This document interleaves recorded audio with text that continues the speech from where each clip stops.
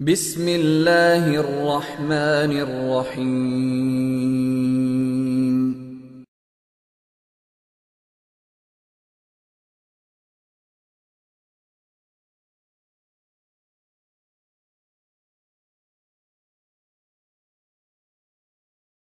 الحمد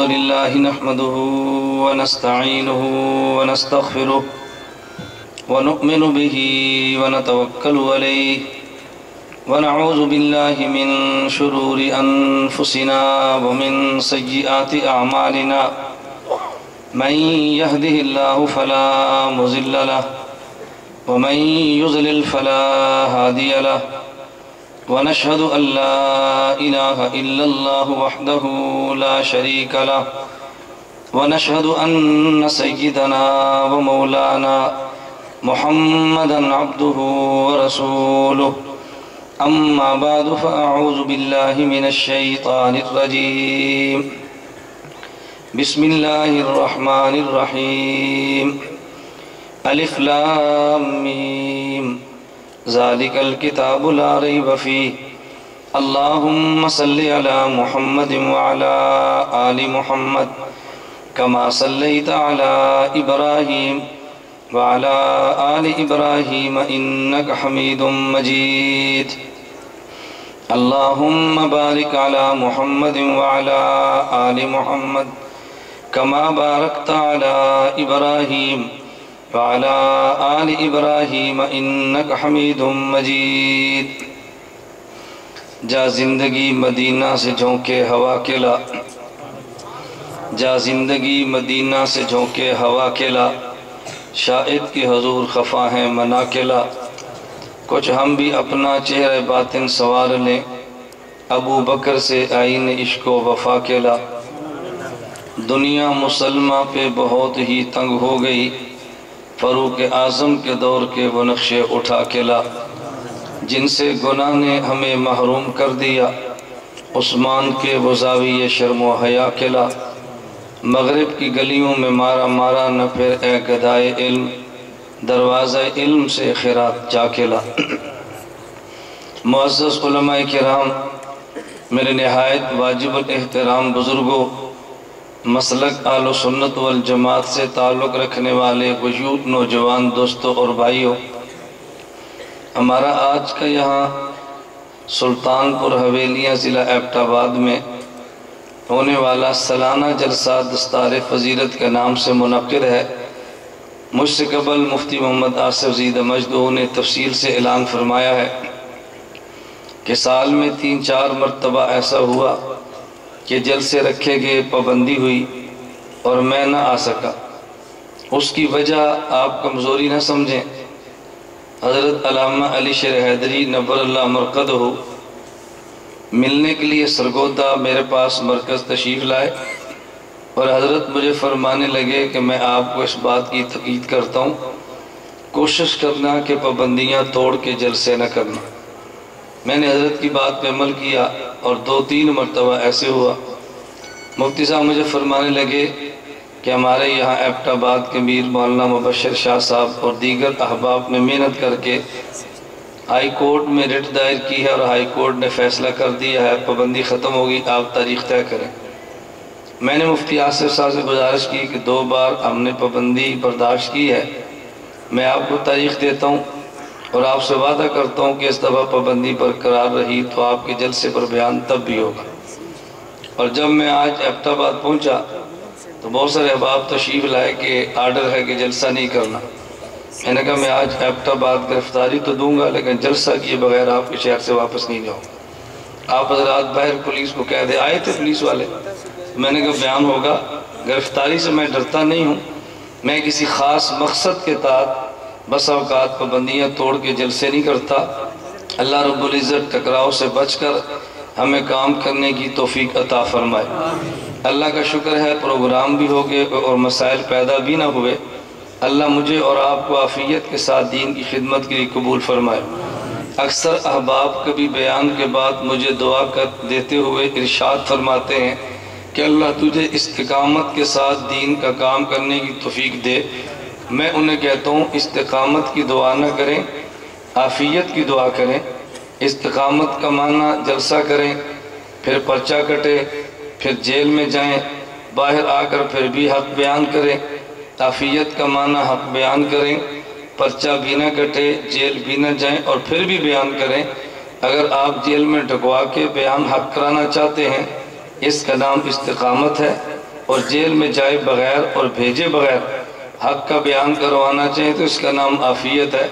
یہ دو راستے سامنے رکھیں اور پھر دو جو دعا مناسب سمجھا فرما دیا کریں۔ ہماری خواہش ہوتی ہے کہ اللہ عافیت کے ساتھ دین کی خدمت کی توفیق عطا فرمائے۔ اللہ رب العزت ہمیں بات کہنے کی توفیق دے۔ مجھ سے قبل مفتی صاحب فرما رہے تھے، اور اس میں کوئی مبالغہ آرائی نہیں ہے، مسلک دیوبند کے ہماری جس قدر علمی اور مذہبی شخصیات ہیں، میں اس پر حق جل مجدہ کا جتنا شکر ادا کروں ان کی باضابطہ سرپرستی مجھے حاصل ہے۔ ابھی یہاں مئی کے پہلے عشرہ میں 3 دن کا میرا کراچی کا دورہ تھا، 7، 8 اور 9 کا۔ مجھے بعض احباب نے کہا کہ اس دفعہ مشائخ سے ملاقات کی ترتیب بنائے۔ میں نے کہا بنا لیتے ہیں۔ شیخ الاسلام مفتی محمد تقی عثمانی صاحب کی خدمت میں عرض کیا، براہ راست فون پہ بات کی، 12:30 سے لے کر 1:15 بجے تک دفتر میں، نماز کے بعد حضرت فرمان لگے گھر چلیں گے۔ گھر میں جا کر مفصل ملاقات رہی۔ میں نے ہی کہا جی آپ دعا فرما دے، وقت کافی ہوا۔ جامعہ فروقیہ رابطہ کیا تو بعض احباب نے کہا کہ شیخ صاحب صبح 11 سے 1 بجے کے بعد ملاقات کا وقت نہیں دیتے۔ میں نے کہا اب رابطہ تو کریں۔ قاری عبدالوحید صاحب معرف القرآن والے، انہیں دفتر کے خادم کو فون کیا، انہیں حضرت شیخ کی خدمت پہ فون عرض کیا۔ حضرت نے فرمایا کہ مولانا گمن کے لیے کوئی وقت متعین نہیں ہے، وہ جب بھی جامعہ فروقیہ آئیں تو اوپر میرے گھر میں ان کو لے کر آؤ۔ وہ بھی پابندی ختم ہوگی۔ ڈاکٹر عبدالرزاق صاحب بنوری ٹون فون کیا، میں نے کہا خلوت کی ملاقات چاہیے، فرمایا دفتر بھی ہوگا اور خلوت بھی ہوگی۔ پون گھنٹہ دفتر کی کنڈی لگا کے ڈاکٹر صاحب نے مفصل میری گفتگو سماعت فرمائی۔ مولانا مدر صاحب سے رابطہ کیا، فرمایا ملاقات بھی ہوگی، اشرف المدارس بیان بھی ہوگا۔ مولانا ظہر ولی صاحب سے رابطہ کیا، فرمایا ملاقات بھی ہوگی اور بیان بھی ہوگا۔ مفتی نعیم صاحب سے رابطہ کیا، فرمایا بیان بھی ہوگا، ملاقات بھی ہوگی، خدمت بھی ہوگی۔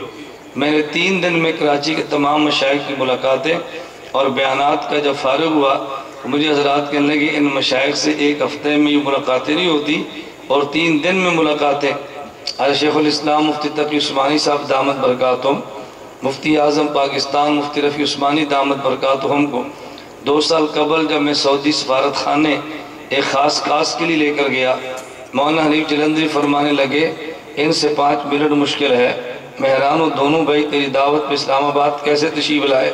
میں نے کہا اس میں ہمارا کمال نہیں، یہ مسلک کی صداقت اور مسلک کی برکت ہے کہ یہ اکابر جب کام سمجھے تو سر پہ ہاتھ بھی رکھتے ہیں۔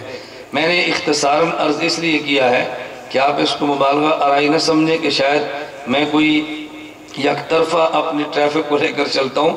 میں باقاعدہ احباب سے مشاورت کرتا ہوں، 3 یا 4 ماہ بعد رائیونڈ کا سفر بھی کرتا ہوں، وہاں بھی اپنے مشائخ سے رابطے میں رہتا ہوں، پاکستان کی تمام تر خانقاہوں سے رابطے میں ہوں۔ اب ان تمام چیزوں کا اظہار کو اسٹیج پہ ضروری نہیں ہوتا، میں اس پر اللہ کا جتنا شکر ادا کروں کم ہے۔ اس تمہید کے بعد میں آپ کی خدمت میں دیے گئے اشتہار پر عنوان کے مطابق گفتگو کرتا ہوں، اور میں نے اس کے لیے قرآن کریم کی تلاوت کی ہے، الف لام میم ذالک الکتاب لا ریب فیہ۔ عموماً لوگ اس آیت کریمہ کو قرآن کریم کی عظمت پر پیش کرتے ہیں، میں اس آیت کریمہ کو صرف وحی کی عظمت پر نہیں بلکہ کاتب وحی کی عظمت پر بطور دلیل کے پیش کرتا ہوں۔ عام بندہ کہے گا ہم نے اس کو وحی کی عظمت پہ تو سنا لیکن کاتب وحی کی عظمت پر نہیں سنا۔ میں نے کہا میں آپ کے مسلک کا خطیب نہیں، میں آپ کے مسلک کا وکیل ہوں۔ خطابت کی گفتگو کا رنگ اور ہوتا ہے اور وکالت کی گفتگو کا طرز اور ہوتا ہے۔ خطیب اپنے موقف پر مسلک کو بیان کرتا ہے اور وکیل اپنے موقف اور مسلک کی توجیحات کو پیش کرتا ہے۔ حضرت امیر معاویہ رضی اللہ عنہ جو کاتب وحی ہے، میں ان کی عظمت پہ بطور دلیل کے ذالک الکتاب لا ریب فیہ کو لاؤں گا انشاءاللہ، اس لیے کہ ہمارا اہل سنت والجماعت حناف دیوبند کا عقیدہ ہے۔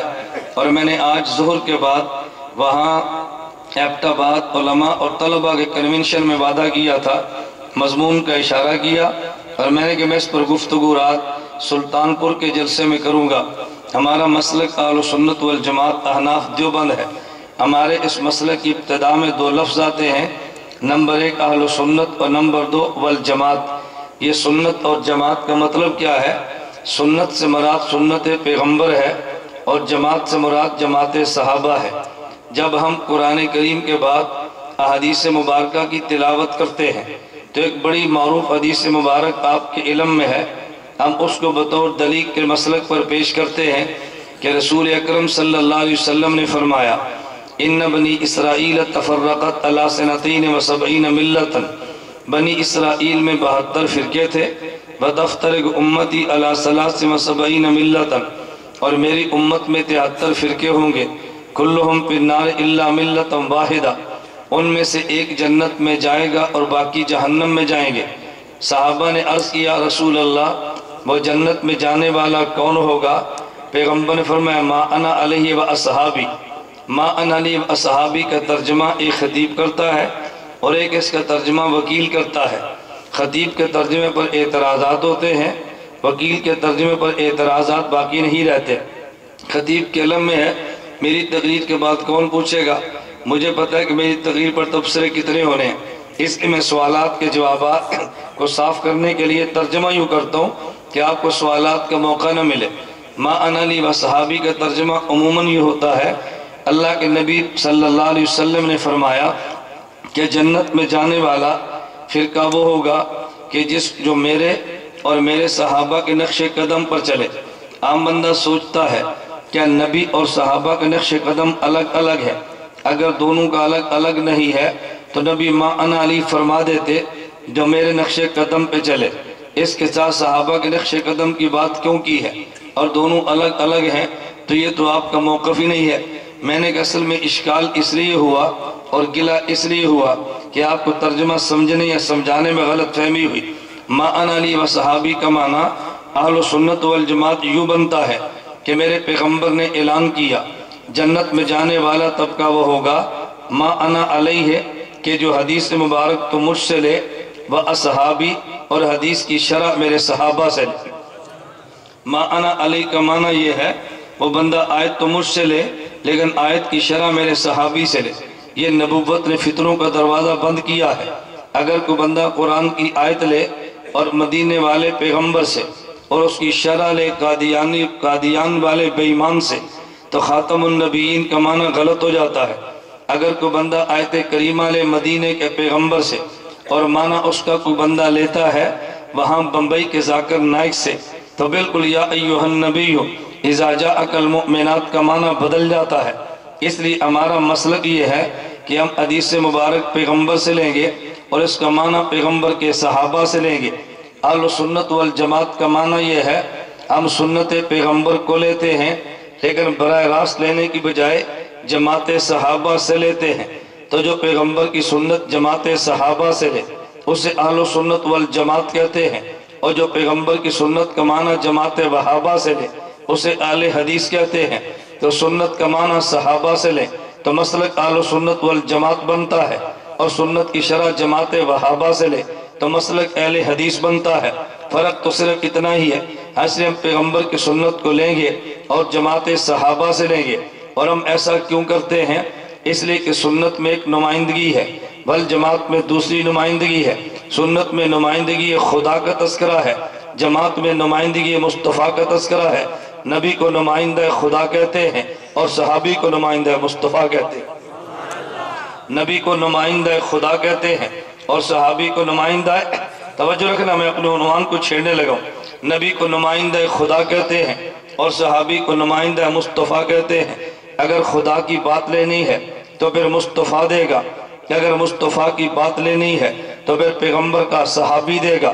اگر قرآن کو سمجھنا ہے تو در مصطفیٰ پہ جانا پڑے گا، اگر حدیث مصطفیٰ کو سمجھنا ہے تو پھر در صحابی پہ جانا پڑے گا۔ نبی نمائندہ خدا ہے اور صحابی نمائندہ مصطفیٰ ہے۔ اس پر میں پہلے دلائل دیتا ہوں قرآن کریم سے، حدیث مبارکہ سے، کہ میں نے کس بنیاد پہ دعویٰ کیا ہے کہ نبی نمائندہ خدا ہے اور صحابی نمائندہ مصطفیٰ ہے۔ اگر آپ قرآن کریم کی آیات پڑھیں گے، اشارہ میں کر دیتا ہوں، آپ آیات کو گن لینا، حدیث مبارک ایک میں پیش کرتا ہوں، آگے حدیث کی طرف توجہ آپ فرمانا۔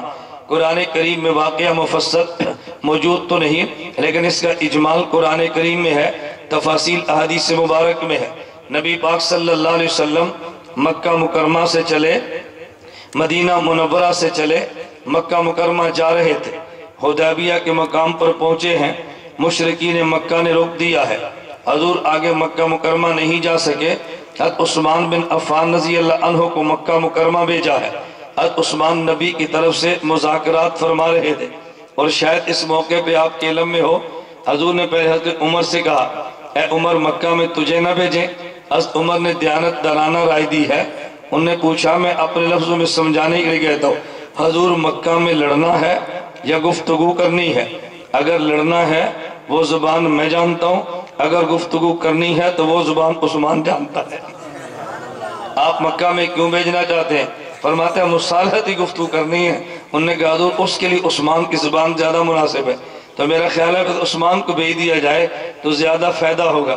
عثمان غنی رضی اللہ تعالی عنہ وہاں تشریف لے گئے اور چلے گئے۔ حضرت عثمان نے وہاں گفتگو کی ہے۔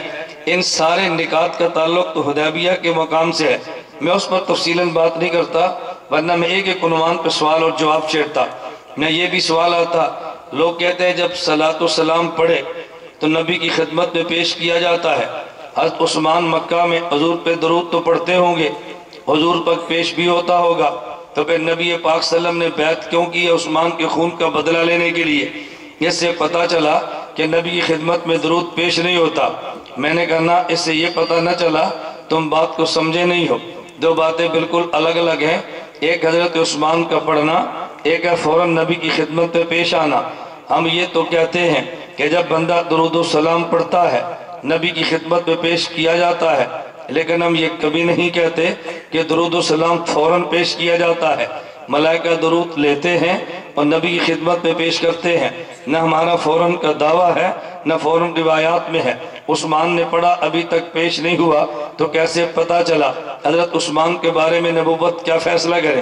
اور دوسرا بات میں جواب یوں بھی دوں گا، اس سے ہمارا ایک اور موقف نکلتا ہے، ہم تو قبر میں بھی عبادت تلذذی کے قائل ہیں۔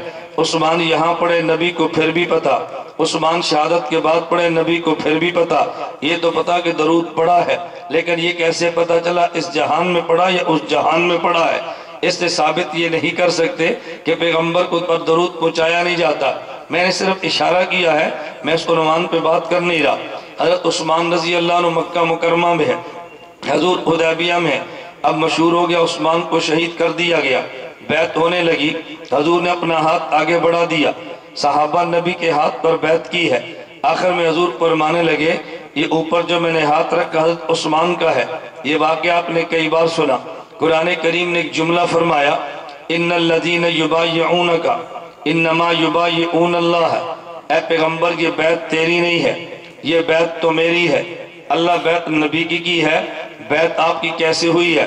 فرمایا جو سفیر بیعت کرتا ہے اپنی طرف سے نہیں کرتا، جو سفیر بناتا ہے اس کی طرف سے کرتا ہے۔ خدا نے نبی کی بیعت کو اپنی بیعت کہا، پتہ چلا نبی نمائندہ خدا ہے، اور حضور فرمانے لگے یہ ہاتھ میرا نہیں ہے، یہ ہاتھ عثمان کا ہے، تو چونکہ نبی نمائندہ زمین پہ خدا کا تھا، خدا نے کہا بیعت اس کی نہیں یہ میری ہے۔ عثمان مکہ مکرمہ میں نمائندہ مصطفیٰ کا تھا، فرمایا ہاتھ میرا نہیں عثمان کا ہے۔ قرآن کی اس آیت نے بتایا نبی نمائندہ خدا ہے اور صحابی نمائندہ مصطفیٰ ہے۔ آپ کہو گے شاید یہ اس کا استدلال ہے اور اس پہ نص صریح موجود نہیں ہے۔ آپ جامع ترمذی میں اٹھا کر دیکھیں، انس بن مالک رضی اللہ عنہ فرماتے ہیں ان عثمان کان رسول اللہ، لفظوں پہ توجہ فرمائیں، ان عثمان کان رسول اللہ، لفظ رسول دو بار لائے ہیں، کان رسول اللہ، یہ رسول اللہ مصطفیٰ ہے، رسول اللہ عثمان ہے، رسول کا معنی نمائندہ ہے۔ انس بن مالک کا دعویٰ ہے اللہ کے نبی حدیبیہ میں نمائندہ خدا ہے، عثمان مکہ میں نمائندہ مصطفیٰ ہے۔ یہ انس بن مالک کی بات ہے جو میں نے اپنے لفظوں میں نقل کی ہے، نبی نمائندہ خدا ہے اور صحابی نمائندہ مصطفیٰ ہے۔ میں صرف نمائندگی پہ دلائل دے رہا ہوں، میں توجیحات ابھی پیش نہیں کر رہا، میں آگے چلتا ہوں۔ آپ نے حدیث مبارک سنی ہے، اس ایک حدیث مبارک کو کئی ایک نظریات پہ بطور دلیل کے پیش کر سکتے ہیں، اور یہ میرا ذوق نہیں، امام بخاری کا ہے۔ امام بخاری تقدیع حدیث کرتے ہیں۔ تقدیع حدیث کا معنی یہ ہے، امام بخاری حدیث کے ٹکڑے کرتے ہیں، ایک ٹکڑے کو ایک موقف پہ، دوسرے ٹکڑے کو دوسرے موقف پہ بطور دلیل کے پیش کرتے ہیں۔ آپ حدیث مبارک سماعت فرمانا، یہ کئی بار سنی ہے، اور یہ حدیث کئی ایک عنوانات پہ بطور دلیل کے پیش کی جا سکتی ہے۔ اللہ کے نبی صلی اللہ علیہ وسلم نے حضرت معاذ کو جب یمن بھیجا تو پوچھا، اے معاذ جب لوگ فیصلہ کریں گے تم جواب کیسے دو گے؟ حضرت معاذ نے عرض کیا، اقضی بکتاب اللہ، حضور میں قرآن کریم سے جواب دوں گا۔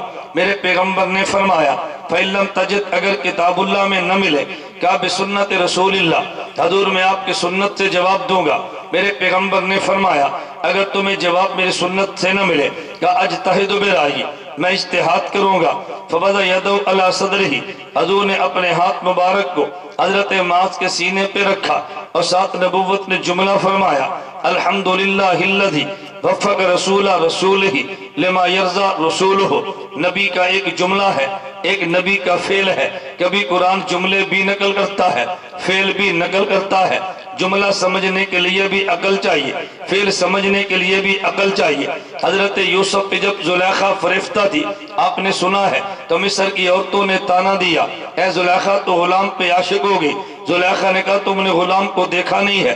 مصر کی عورتوں کو محل میں بلا لیا، وہاں پہ ان کی دعوت کی۔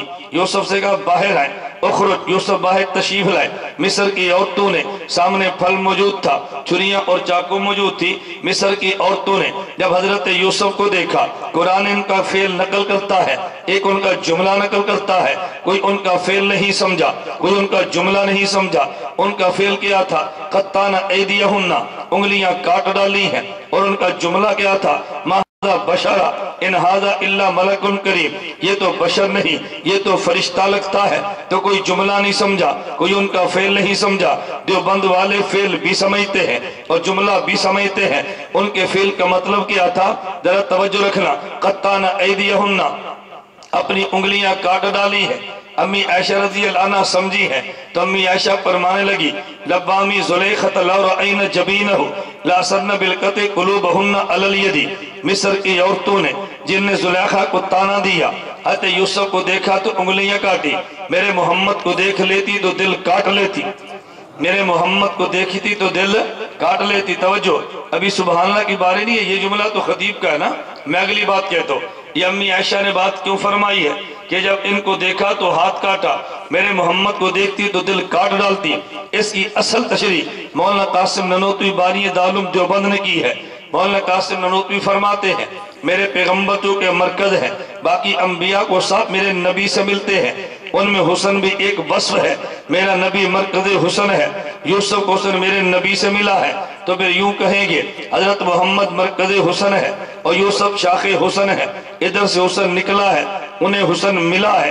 اپنے جسم کو دیکھو گے، ایک بدن میں دل ہے، ایک بدن میں ہاتھ ہے، تو دل کو مرکز بدن کہتے ہیں اور ہاتھ کو شاخ بدن کہتے ہیں۔ میرے محمد کو مرکز حسن کہتے ہیں، یوسف کو شاخ حسن کہتے ہیں۔ اب امی عائشہ کا جملہ سننا، لبامی زلیخت لو رأین جبینہ لاسرن بالقط قلوبہن علی الید۔ جس نے یوسف کو دیکھا اس نے انگلیاں کاٹی، میرے محمد کو دیکھتی تو دل کاٹتی، کیونکہ محمد مرکز حسن ہے، یوسف شاخ حسن ہے، دل مرکز بدن ہے، انگلیاں شاخ بدن ہے۔ تو جس نے شاخ حسن کو دیکھا، شاخ بدن کو کاٹا، مرکز حسن کو دیکھتی تو مرکز بدن کو کاٹ ڈالتا۔ میں نے کہا تھا نا میں توجیحات پیش کرتا ہوں اور میں بطور وکالت کے ان کی وجوہ پیش کرتا ہوں۔ امی عائشہ جملہ کیوں کہتی ہے؟ تو دیکھو کوئی فعل نہیں سمجھا، دیوبند والے فعل بھی سمجھے ہیں، اور کوئی ان کا جملہ نہیں سمجھا، دیوبند والے جملہ بھی سمجھے ہیں۔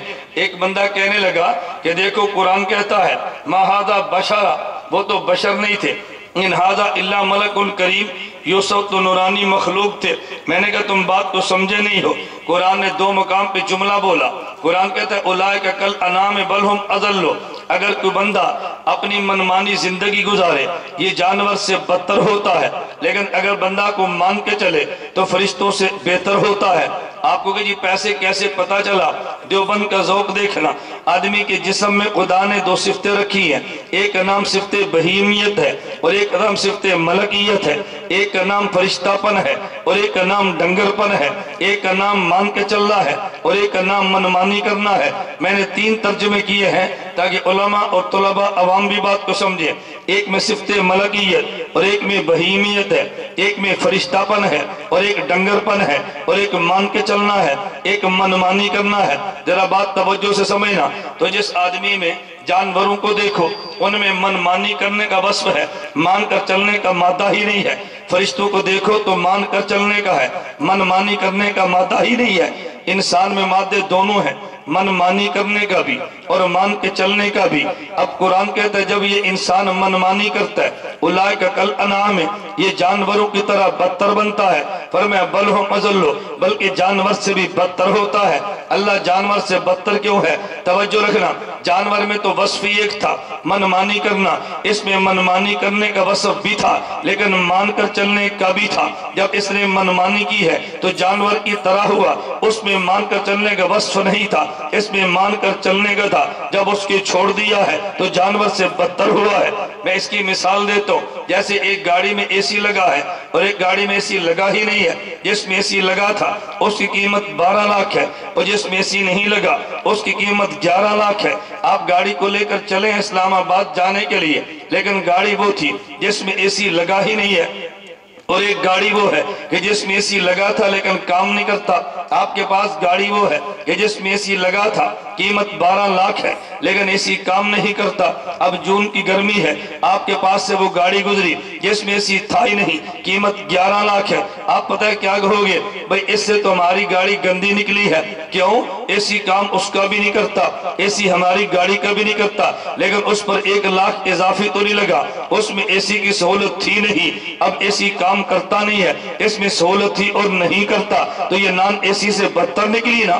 تو ایک جانور کا مسئلہ تھا کہ جس میں منمانی کا وصف تھا اور مان کر چلنے کا تھا ہی نہیں۔ فرمایا جب منمانی کی ہے کل انعام، یہ جانور بنا ہے، جانور میں مان کر چلنے کا وصف نہیں تھا، اس میں مان کے چلنے کا تھا۔ جب اس کو ضائع کیا تو بلم ازل بدتر بنا ہے۔ اب بات سمجھنا، اور جب انسان میں منمانی کرنے کا وصف موجود ہو اور یوں نہ کرے، یہ مان کے چلے، تو پھر قرآن یوں کہے گا جب یہ مان کے چلا ہے تو یہ فرشتوں کا کام تھا، تو پھر مان کے چلا تو فرشتوں کی طرح ہے۔ اور منمانی کرنے والا کیونکہ وصف اس میں موجود تھا لیکن اس کو دبا گیا، یہ فرشتوں سے آگے نکل گیا ہے۔ تو جو مصر کی عورتوں نے کہا تھا ما ھذا بشرا، یہ نفی بشریت کی نہیں ہے، بشریت کی ضمن میں مان کر چلنے والے وصف کی نفی ہے۔ ان ھذا الا ملک کریم کہا، اس میں فرشتہ پر فرشتے کا ثبوت نہیں ہے، فرشتے پن کا ثبوت ہے۔ یہ وہ بشر نہیں جو منمانی کرتا ہے، ما ھذا بشرا، یہ وہ وصف ہے جو مان کے چلتا ہے۔ ان ھذا الا ملک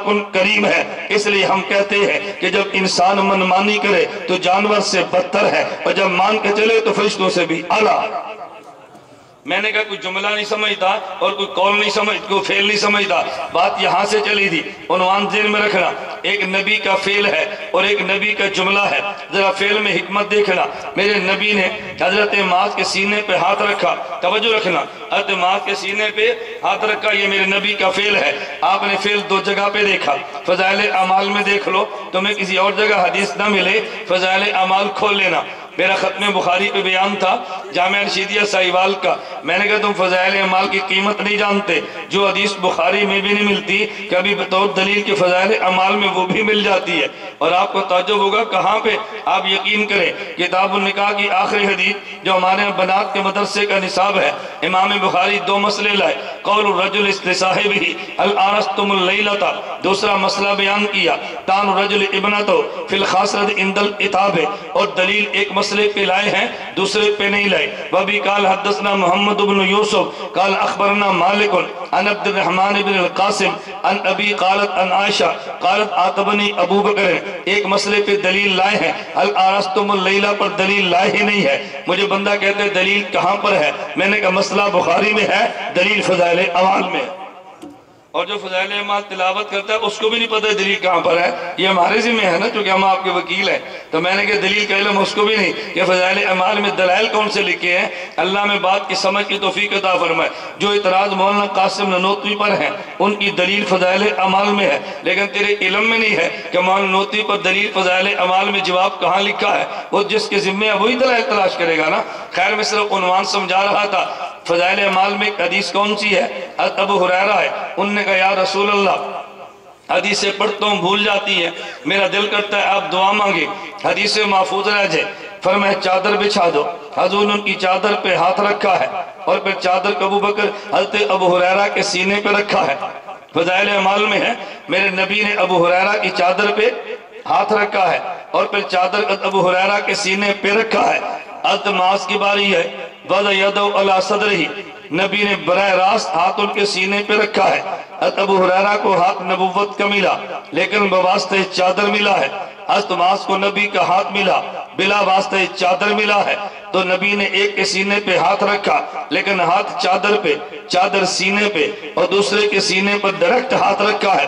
دونوں میں فرق کیا ہے؟ حضرت ابو ہریرہ کو محدث کہتے ہیں، حضرت معاذ کو فقیہ کہتے ہیں. فقیہ کی ضرورت اور ہوتی ہے، محدث کی ضرورت اور ہوتی ہے. اب میں وہ ضرورتیں بیان کروں تو پھر تمہیں نکتہ سمجھ آنا ہے. میں مفتی صاحب سے کہہ رہا تھا میں اس لیے کہتا ہوں میری خواہش ہوتی ہے مغرب کو بیان شروع کریں، عشاء تھوڑی سی مؤخر کرائیں تاکہ میں جیتے جاگتے مجمع کو اپنے نکات اور دلائل سمجھا سکوں. اب آپ نے سونا شروع کرنا ہے، میں نے دلائل شروع کرنے ہیں. آپ کو بات سمجھ نہیں آنی، گلہ مفتی آصف پر ہوگا. آپ کہتے ہیں وکیل ہے بات تو سمجھا نہیں سکتا. بھائی وکیل کی بات سمجھنے کے لیے جاگنا ضروری ہے کہ نہیں؟ آدمی جب نہ جاگے تو نکتے سمجھ تو نہیں آتے. چلے میں آگے چلتا ہوں. میں قول بیان کرنے لگا. نبوت کا قول کیا تھا؟ الحمدللہ الذی وفق رسول رسولہ. رسول کتنی بار آیا؟ 2 بار. الحمدللہ الذی وفق رسول رسولہ لما یرضا بہ رسولہ. اے اللہ تیرا شکر ہے رسول ہی میرے نمائندے کو تو نے اس بات کی توفیق دی ہے جس پہ تیرا نمائندہ راضی ہے. رسول ہی سے مراد نمائندہ خدا ہے اور رسولہ سے مراد نمائندہ مصطفیٰ ہے. اللہ کے نبی نے بتایا محمد کو نمائندہ خدا کہتے ہیں، حضرت معاذ کو نمائندہ مصطفیٰ کہتے ہیں. نبی نمائندہ خدا ہے اور صحابی نمائندہ مصطفیٰ ہے. اس سے نتائج کیا نکلیں گے؟ اچھا مجھے بتاؤ انبیاء کی تعداد کتنی ہے؟ بولیے نا. انبیاء کی تعداد 1,24,000. صحابہ کی تعداد کتنی ہے؟ بولو نا. 1,24,000. اب نعرے لگا کہ آپ تھک گئے، میری باری ہے تو اب تھکے پڑے ہیں. دماغ بھی تھکا، زبان بھی تھکی، تو بات سمجھانی مشکل ہے نا. میں اس لیے بار بار کہتا ہوں کہ میرا بیان مغرب کو شروع کرائیں، عشاء تھوڑی سی مؤخر کریں. مجھے عنوان پہ 2-2.5 گھنٹے بولنے دیں، پھر آپ چٹھے لکھیں اور مجھے اس کے جواب دینے دیں. میں نے مفتی سے کہا تم 20 خطیب بگاتے ہو، پیسے بہت دے دو، مجھے دے دو، میں 4 کی جگہ پہ تقریر کر لیتا ہوں. بھئی اگر وکیل تگڑا ہو تو اس کی فیس بڑھ جاتی ہے کہ نہیں؟ اللہ اس دن سے پہلے موت دے دے جب بندہ دین کو دنیا کے لیے پیش کرے. یہ تو میں ایسے مذاق کے طور پہ بات کہتا ہوں. میری دلیل پہ ذرا توجہ رکھنا. انبیاء کی تعداد کتنی ہے؟ بولو نا. 1,00,000. میں تمہیں وہ نکتہ دینے لگا جو تم نے نہیں سنا ہوگا. انبیاء کی تعداد 1,24,000 اور صحابہ کی تعداد 1,24,000. یہ دونوں کی تعداد ایک جتنی کیوں ہے؟ انبیاء کی تعداد بھی 1,24,000 اور صحابہ کی تعداد بھی 1,24,000. میرے اللہ نے بتایا کہ دیکھ میرے پیغمبر تیرا اعزاز یہ ہے کہ کوئی نمائندہ میرا ہے، کوئی نمائندہ تیرا ہے. جتنی تعداد میرے نمائندوں کی ہے اتنی تعداد تیرے نمائندوں کی ہے. جتنی تعداد میرے نمائندوں کی اتنی تعداد. توجہ. نعرہ تکبیر، شان رسالت، شان صحابہ. اگلی بات ذرا سمجھیں. جتنی تعداد میرے نمائندے اتنی تعداد بولیے نا تیرے نمائندوں کی. اگلا جملہ سمجھنا. انبیاء کی تعداد بھی 1,24,000 اور صحابہ کی تعداد بھی 1,00,000. اللہ نے بتا دیا میرے محمد انبیاء میرے نمائندے ہیں، تجھ پہ میری نمائندگی ختم ہے، ان پہ مصطفیٰ کی نمائندگی ختم ہے. اگر تیرے بعد کسی نے میرا نمائندہ مانا وہ بھی ایمان والا نہیں ہے. اگر تیرے بعد کوئی اور نمائندہ، اگر ان کے بعد کوئی تیرا نمائندہ مانا تو وہ بھی ایمان والا نہیں ہے۔ نہیں سمجھے؟ انبیاء نمائندہ خدا ہیں، میری نمائندگی تیرے اوپر ختم ہے، تیری نمائندگی ان پہ ختم ہے، تیرے بعد کو نمائندہ میرا مانا ایمان والا وہ بھی نہیں ہے، ان کے بعد نمائندہ تیرا مانے ایمان والا وہ بھی نہیں ہے۔ میں نے نمائندگی محمد پہ ختم کر دی ہے، تیری نمائندگی میں نے صحابہ پہ ختم کر دی۔ اس پر میں ایک جملہ اور کہتا ہوں، ذرا توجہ رکھنا۔ حضور آئے ہیں اور حضور گئے بھی ہیں، ہم نبی کا آنا بھی مانتے ہیں اور نبی کا جانا، نکتے سمجھ نظر، ہم نبی کا آنا بھی مانتے ہیں، نبی کا جانا۔ جب حضور آئے ہیں نبوت ختم ہوئی ہے، اور جب حضور گئے ہیں تو پھر صحابیت ختم ہوئی۔ جب حضور آئے ہیں تو پھر نبوت ختم ہوئی، اور جب حضور گئے ہیں تو پھر صحابیت ختم ہوئی ہے۔ حضور کے آنے پہ نبوت ختم ہے، حضور کے جانے پہ صحابیت ختم ہے۔ اب نمائندہ خدا بھی نہیں ہے، نمائندہ براہ راست مصطفیٰ بھی نہیں ہے۔ ہم نے نبی کو نمائندہ خدا مانا، صحابی کو نمائندہ مصطفیٰ مانا۔ توجہ رکھنا، پھر نتیجہ یہ نکلتا ہے جب کوئی نبی پر اعتراض کرے جواب خدا دیتا ہے، جب صحابی پر اعتراض کرے جواب مصطفیٰ دیتا ہے، جب کوئی خون نبی کا گرائے انتقام خدا لیتا ہے، جب کوئی خون صحابی کا گرائے تو پھر انتقام مصطفیٰ لیتا ہے۔ وہ نمائندہ خدا ہے اور یہ نمائندہ مصطفیٰ ہے۔ ان کا دفاع خدا کے ذمے، ان کا دفاع مصطفیٰ کے ذمے۔ اس لیے تو نبی پاک نے فرمایا اللہ اللہ فی اصحابی لا تتخذوہم من بعدی غرضا، کہ دیکھو یہ جو میرے ساتھ جڑے ہیں یہ میری محبت کی وجہ سے جڑے ہیں، میں پیار ان سے کرتا ہوں، یہ پیار مجھ سے کرتے ہیں۔ نبی نمائندہ خدا ہے، صحابی نمائندہ مصطفیٰ ہے، خدا کی نمائندگی مصطفیٰ کرتا ہے، مصطفیٰ کی نمائندگی توجہ یہ صحابی کرتا ہے۔ اس لیے بعض لوگوں نے کہا ہم مصطفیٰ کی بات تو مان لیتے ہیں لیکن ان کی بات نہیں مانتے۔ میں نے کہا کیوں نہیں مانتا؟ میں ذالک الکتاب پہ بات کر لگو بھئی کیوں نہیں مانتا؟ کہتا جو خدا نے مصطفیٰ کو قرآن دیا ہے وہ تو لکھا ہوا نہیں تھا، ہم نے اسے مانا ہے، اور جو مصطفیٰ نے صحابہ کو دیا ہے وہ بھی لکھا ہوا نہیں تھا، ہمیں اس پر تو کوئی کلام نہیں ہے، لیکن جو انہوں نے ہمیں دیا تھا وہ تو لکھا ہوا دیا ہے۔ ان نے کچھ بدل دیا ہے، کچھ کمی کر دی ہے، کچھ اضافہ کر دیا ہے۔ اقتباس کے دو دلیل پہ توجہ رکھنا، جو خدا نے مصطفیٰ کو دیا لکھا ہوا نہیں تھا، اور جو مصطفیٰ نے صحابہ کو دیا وہ بھی لکھا ہوا نہیں تھا، اور جو صحابہ نے مجھے اور تجھے دیا ہے وہ لکھا ہوا قرآن تھا۔ تو کوئی بندہ یوں کہتا ہے جو مصطفیٰ کو ملا ہم اس پر تو ایمان لاتے ہیں، جو مصطفیٰ نے صحابہ کو دیا ہم اس پر بھی ایمان لاتے ہیں، لیکن جو صحابہ نے بعد میں دیا کچھ کم کر دیا ہے، کچھ اضافہ کیا، ہم اس کو نہیں مانتے۔ قرآن کریم نے کہا ذالک الکتاب لا ریب فیہ، عربی زبان میں دو لفظ ہیں، ایک لفظ ذالکہ، ایک لفظ ھذا ہے۔ اگر کوئی چیز دور نہ ہو اسے ذالکہ کہتے ہیں، اگر کوئی چیز سامنے ہو اسے ھذا کہتے ہیں، اگر کوئی چیز قریب ہو اسے ھذا کہیں گے، اگر چیز دور ہو اسے ذالکہ کہیں گے۔ جیسے میں سمجھانے کے لیے کہتا ہوں ھذا کا معنی یہ ہے اور ذالک کا معنی وہ ہے، اگر کی سامنے موجود ہے اسے ھذا اور یہ کہیں گے، اگر کی سامنے موجود نہیں ہے اسے ذالکہ اور وہ کہیں گے۔ قرآن کہتے ذالک الکتاب لا ریب فیہ، ارے اس کتاب میں کوئی شک نہیں ہے۔ کوئی بندہ کہتا ہے اللہ یہ قرآن تو سامنے ہے، یہ قرآن غیب تو نہیں ہے، تو جب سامنے موجود ہے آپ کو ذالک نہیں کہنا چاہیے، آپ کو ھذا کتاب لا ریب فیہ کہنا چاہیے، آپ کو یہ فرمانا چاہیے اس کتاب میں کوئی شک نہیں۔ آپ نے ھذا کہا، ذالکہ کہا، ھذا کیوں نہیں کہا؟ مفسرین جواب اور بھی دیتے ہیں لیکن میں جواب وہ دیتا ہوں جس میں حضرت معاویہ یہ صاحب وحی کا دفاع ہے۔ خدا نے بتا دیا کہ دیکھو ایک قرآن تو وہ تھا جو محمد کو میں نے دیا، اس کو تم لا ریب فیہ مانتے ہو، اور ایک قرآن وہ ہے جو نبی نے صحابہ کو دیا ہے، تم اسے بھی لا ریب فیہ مانتے ہو۔ ارے گلہ تو اس پر ہے جو انہوں نے دیا تھا وہ ریب والا یا لا ریبہ ہے، لیکن تم نے غور کیا جو محمد کو میں نے دیا وہ کتاب نہیں ہے۔ کتاب اسے کہتے ہیں جو لکھا جائے، میں نے تو بل لکھے دیا، وہ تو کتاب تھی ہی نہیں ہے۔ جو میرے محمد نے صحابہ کو دی ہے وہ تو لکھا ہوا نہیں تھا، کتاب اسے بھی نہیں کہتے، لیکن جو میرے پیغمبر کے صحابہ نے تمہیں دی ہے وہ تو لکھا ہوا دیا ہے۔ خدا نے نبی کو دیا وہ لکھا ہوا نہیں تھا، وہ بھی لا ریب فیہ ہے۔ نبی نے صحابہ کو دیا لکھا ہوا نہیں تھا، وہ بھی لا ریب فیہ ہے۔ اور जो मुआविया ने तुम्हें दिया वो तो लिखा हुआ है, इसे किताब कहते हैं। जो मैंने मोहम्मद को बिल लिखे दिया लारी बफी है, मेरे मोहम्मद ने सहाबा को दिया वो लारी बफी है। जो मुआविया ने लिख कर दिया जो किताब है वो भी लारी बफी है, वो भी लारी बफी है। ज़ालिक वो कुरान जो सिद्दीक लिखवाएगा लारी बफी, वो कुरान जो मुआविया लिखेगा लारी बफी है। तो इसको लारी बफी कहते हैं। तुमको कि शायद बात समझ नहीं है तो मैं वजाहत यूं करूंगा।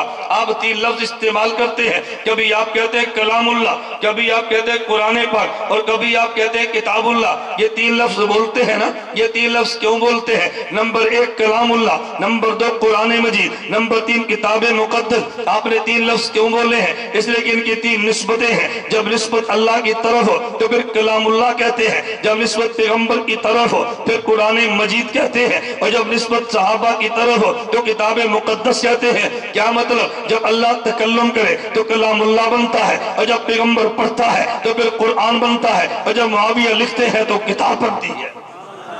जब ये लिखते हैं तो फिर किताब बनती है। खुदा ने बोला तो कलाम बना है, हजूर ने पढ़ा कुरान बना है, अमीर मुआविया लिखा तो किताब बनी है। इनके बगैर तो किताब बनती ही नहीं है। एक बंदा मुझे कहने लगा, और जी नबी तो 2 बातें फरमाते हैं, नंबर 1 किताबुल्लाह, नंबर 2 सुन्नत रसूलुल्लाह। तुमने दरमियान में एक और बात निकाल दी है, और ये सुन्नत भी मानो, कुरान भी मानो, और साथ सहाबा को भी मानो, हमें इसको हुज्जत न माने। मैंने कहा दलील क्या है? कहते दलील तो खुद मेरे पैगंबर ने दी है। मैंने कहा दलील हमें भी पेश करो। कहते हजूर पाक सल्लल्लाहु अलैहि वसल्लम ने फरमाया तरक्तु फीकुम अमरैन, मैं तुम्हें 2 चीजें देकर जा रहा हूँ, लन तज़िल्लु बादी अबदा, तुम मेरे बाद कभी गुमराह नहीं हो सकते, मा तमस्तकतुम बिहिमा, अगर तुमने 2 को थाम लिया। नंबर 1 किताब अल्लाह, नंबर 2 सुन्नती। एक अल्लाह की किताब है और एक पैगंबर की सुन्नत है। नबी ने चीजें 2 दी है, तुमने बात 3 की है। मैंने कहा कौन सी 2 बातें फरमाई? कहता है एक किताबुल्लाह, नंबर 2 सुन्नत। मैंने कहा किताबुल्लाह कहते किसे है? कहते किताब का माना लिखी हुई। मैंने कहा खुदा ने तो लिखी हुई दी नहीं है, नबी ने सहाबा को लिखी हुई दी नहीं है, तो किताबुल्लाह बने कैसे? ये किताब तो तभी कहेंगे जब इनका लिखा हुआ मानेगा, अगर न माने किताबुल्लाह तो बनती ही नहीं। ये किताबुल्लाह तो बनती ही नहीं है, ये तब बनेगी जब तो लिखा हुआ तो मानेगा। कहता मैं ये समझा नहीं है। मैंने कहा चलो मैं थोड़ी सी और बात समझाता हूँ। अब्दाबाद के दोस्तों मुझे बताओ, अगर आपने रात की तारीकी में इस्लामाबाद का सफर करना है तो तुम गाड़ी पे बैठोगे, भाई इस्लामाबाद जाना है, लेकिन गाड़ी कौन सी होगी? जिसकी आगे लाइट लगी हो या जिसके आगे लाइट न लगी हो? अगर लाइट न लगी हो तो इस्लामाबाद कैसे पहुंचोगे? गाड़ी पे लाइट होना जरूरी है, और लाइट के नीचे गाड़ी का होना जरूरी है। अगर नीचे गाड़ी ना हो तो लाइट चलती नहीं है, अगर आगे लाइट ना हो तो गाड़ी पहुंचती नहीं है। हमें गाड़ी भी चाहिए, हमें लाइट भी चाहिए। मैंने कहा तवज्जो रखना, नबी ने किताबुल्लाह की बात की है, नबी ने सुन्नत की बात की है, लेकिन ये दोनों पैगंबर के सहाबा के बगैर नहीं है। मुझे कहते जी क्यों नहीं है? मैंने कहा वजह ये है कि जिस तरह यहाँ अब्दाबाद से इस्लामाबाद जाने के लिए तुम रात को गाड़ी पे बैठोगे और गाड़ी के आगे 2 हेडलाइटें मौजूद होगी, एक दाईं जानिब लगी है, एक बाईं जानिब लगी है, ये दोनों लाइटें मौजूद हों तो गाड़ी चलती है। कहते जी बिल्कुल इसी तरह। तो मैंने कहा पैगंबर की 2 चीजें हैं, एक के नाम किताबुल्लाह ये भी नूर है, दूसरे का नाम सुन्नत ये भी नूर है, लेकिन गाड़ी चलती तो तब है जब गाड़ी के आगे 2 लाइटें सजी हो। अगर 2 लाइटें मौजूद ना हो तो गाड़ी चलेगी कैसे? अगर गाड़ी मौजूद ना हो तो मुझे बता लाइटें हरकत करेगी कैसे? एक गाड़ी होती है वो तुम्हें लेकर चला करती है, उस गाड़ी पे 2 लाइटें हुआ करती है। मैं कहता हूँ एक लाइट का नाम किताबुल्लाह है, एक का नाम सुन्नत रसूलुल्लाह है, और जिस गाड़ी पे ये दोनों लाइटें लगी हैं उन गाड़ियों का नाम अस्हाबे रसूलुल्लाह है। एक का नाम किताबुल्लाह, एक का नाम सुन्नत रसूलुल्लाह, और जिस गाड़ी पे सजी है उसे सिद्दीक कहते हैं, और जिस पे सजी है उसे उस्मान अली मुआविया कहते हैं। तो हम मानते किताबुल्लाह को भी है, मानते सुन्नत को भी है, लेकिन ये 2 लाइटें जिस गाड़ी पे सजेगी वो गाड़ी निकाल दे। किताबुल्लाह मदीने से पहुंची कैसी है? वो गाड़ी लगान से निकाल दे। ये सुन्नत वाली लाइट पहुंची कैसे है? क्योंकि अगर ये खुद तो नहीं आई तो मैंने कहा लाइट रास्ता दिखाती है, लेकिन दिखाती तब है जब किसी गाड़ी पे सजी हो। तुझे रास्ता किताबुल्लाह ने देना है, रास्ता रसूलुल्लाह की सुन्नत ने देना है, लेकिन तब देना है जब नीचे असहाब की गाड़ी मौजूद होगी। असहाब की गाड़ी मानोगे तो किताबुल्लाह की लाइट चलेगी। इस गाड़ी کو نہیں مانو گے نہ کتاب اللہ کی لائٹ جانی ہے نہ سنت کی لائٹ جانی ہے.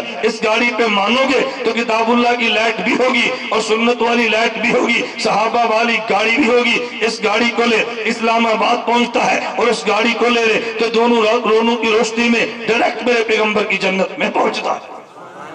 میں نے کہا کتاب اللہ سنت تو تبھی ہوگا جب نیٹے گاڑی صحابہ والی موجود تو ہو, اگر موجود نہیں ہوگی تو بات کرے گا کیسے؟ میں بتا یہ رہا تھا نبی نمائندہ خدا ہے, صحابی نمائندہ مصطفیٰ ہے. اگر تم نے خدا کی بات لینی ہے تو پھر نبی سے لوگے, اور اگر نبی کی بات لینی ہے تو پھر صحابہ سے لوگے. مجھے بندہ کہتے وجہ کیا ہے؟ میں نے کہا وجہ یہ ہے صحابی نبی کو دیکھتا ہے, نبی خدا کو دیکھتا ہے. صحابی نبی کی سنتا ہے, نبی خدا کی سنتا ہے. مجھے کہتے ہیں کہاں لکھا ہے؟ میں نے کہا کتاب سے مشکات کتاب الایمان کی پہلی حدیث میں لکھا ہے. مجھے کہتے ہیں ہم نے تو کبھی نہیں پڑھا. میں نے کہا تم نے پڑھا مگر سمجھا نہیں ہے. کہتے جی کیا مطلب؟ حدیث جبریل کھول کے دیکھنا, پھر محدثین کی شروع کو دیکھنا. حدیث جبرائیل میں ہے جبریل امین نے نبی سے پوچھا اخبرنی عن الاحسان, حضور بتائیں احسان کسے کہتے ہیں؟ میرے پیغمبر نے دو لفظوں میں تعریف کی ہے, ان تعبد اللہ کأنک تراہ فإن لم تکن تراہ فإنہ یراک.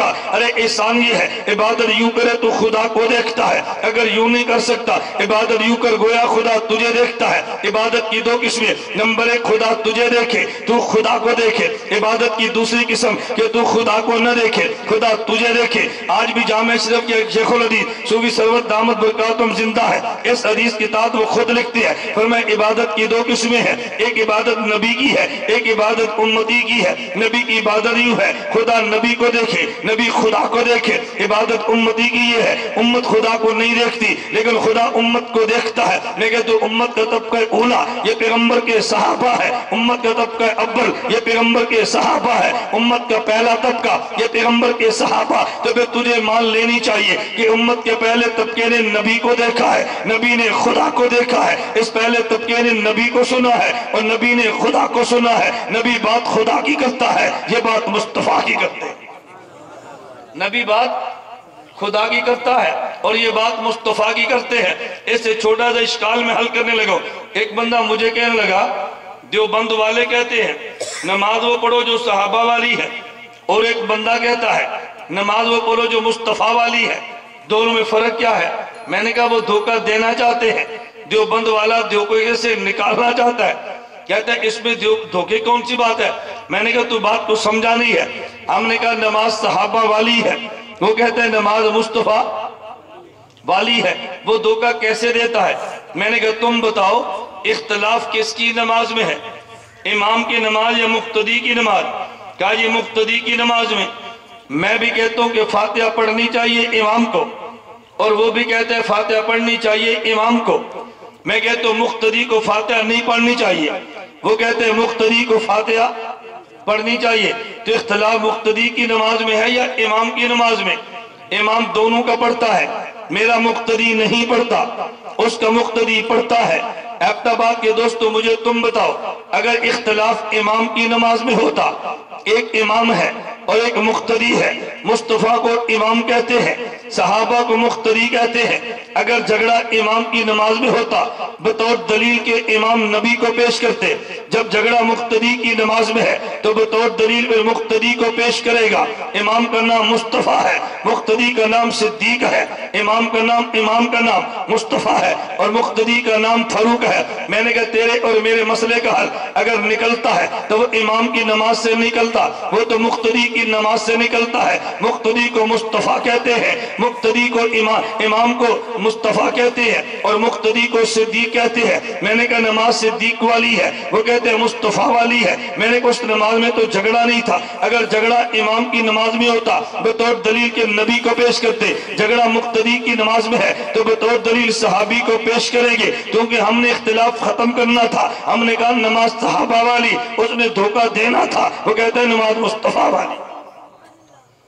صحابی نماز کون سی پڑھتا ہے, مصطفیٰ والی یا اپنی پڑھتا ہے؟ کہتا ہے نہیں یہ نماز تو مصطفیٰ والی. میں نے کہا چل تو دلیل پیش کر دے, میں نے تو بات سمجھائی ہے نا, تو پیش کر دے. کہتا ہے میرے پاس تو بخاری ہے. دیکھو بخاری سے نیچے بات ہی نہیں ہے, میرے پاس تو بخاری ہے. میں نے کہا دلیل پیش کرو. کہتا ہے نبی پاک صلی اللہ علیہ وسلم نے نہیں فرمایا سلو کما رأیتمونی اصلی, تم نماز یوں پڑھو جیسے تم نے مجھے پڑھتے دیکھا. تو نبی تو کہتا ہے نماز میرے والی پڑھو، تم کہتے ہو نماز صحابہ والی پڑھو. میں نے کہا ذرا حضور کا جملہ دوبارہ فرمائیں اور پھر نبی کے جملے کا ترجمہ کریں. کہتا ہے رسول اللہ صلی اللہ علیہ وسلم نے فرمایا صلو کما رأیتمونی اصلی، نماز تم یوں پڑھو جیسے مجھے پڑھتے دیکھا.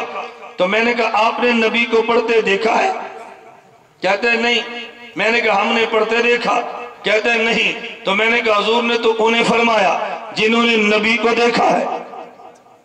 حضور نے کنہیں فرمایا؟ جنہوں نے نبی کو دیکھا ہے. فرمایا تم یوں پڑھنا جیسے مجھے دیکھا. یہ خطاب تجھے نہیں ہے، یہ خطاب تو صحابہ کو ہے. صحابی نماز یوں پڑھے جیسے مصطفیٰ نے پڑھی ہے. کہتے پھر ہمارے لیے کیا ہے؟ میں نے کہا حجت الوداع ہے، جب نبی پاک نے فرمایا میں نے دین تمہیں دے دیا، کہا یہ حق ادا فرما دیا. فرمایا فَلْيُبَلِّغْ مِنْكُمُ الشَّاهِدُ الْغَائِبُ، تم نے نماز میری دیکھنی ہے، بعد والے نے تیری دیکھنی ہے.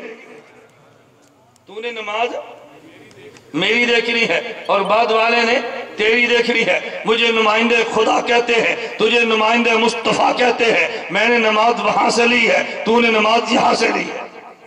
تو نے نماز، تو نبی کی نماز تو وہ ہے جو خدا بتائے اور صحابی کی نماز وہ ہے جو مصطفیٰ بتائے.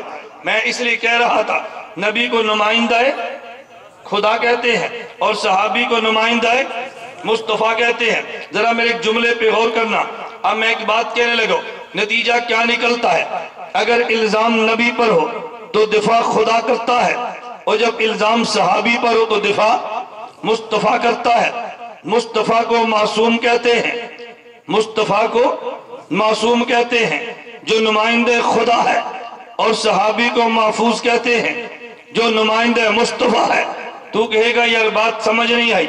جب نبی نمائندہ خدا وہ معصوم ہے، صحابی نمائندہ مصطفیٰ، یہ محفوظ کیوں ہے؟ میں نے کہا تھوڑی سی حیثیت میں فرق سمجھنا. ایک نبی کی ذات ہے، ایک پیغمبر کے صحابہ کی ذوات ہے.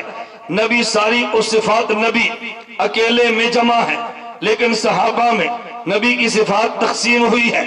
صفات تو ساری موجود تھی، لیکن کسی میں غلبہ صداقت کا ہے، کسی میں غلبہ عدالت کا ہے، اور کسی میں غلبہ حیا کا ہے، کسی میں غلبہ شجاعت کا ہے، کسی میں غلبہ تدبر کا ہے، کسی میں غلبہ فقاہت کا ہے، کسی میں غلبہ امانت کا ہے.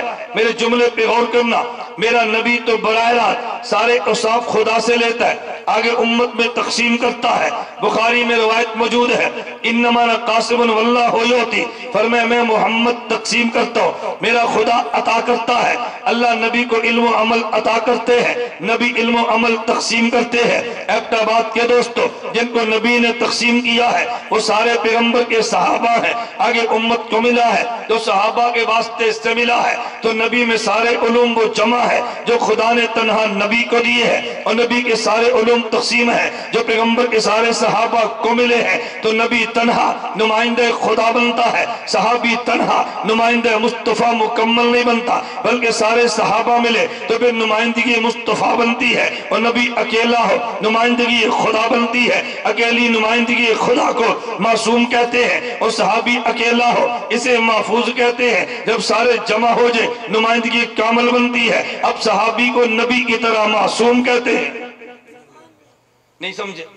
نبی اکیلا ہو تو معصوم، صحابی اکیلا ہو تو محفوظ، اور جب سارے جمع ہو جائے تو پھر نبی کی طرح معصوم ہے.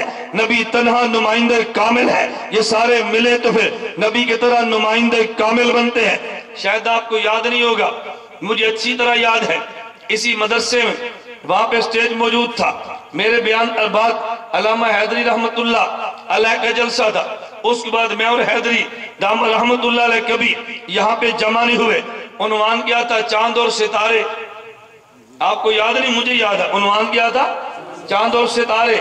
میں نے کہا تھا آپ کا بعد والو خطیب کو چھوڑو، وکیل کا نقطہ سمجھنا. ہم نبی کو چاند کہتے ہیں اور صحابہ کو ستارے کہتے ہیں. یہ بات کیوں کہتے ہیں؟ جب چاند بکھرتا ہے تو پھر ستارے بنتے ہیں، اور جب ستارے سمٹتے ہیں تو پھر چاند بنتا ہے. جب نبوت بکھرتی ہے اصحاب بنتے ہیں، اصحاب سمٹتے ہیں تو نبوت بنتی ہے.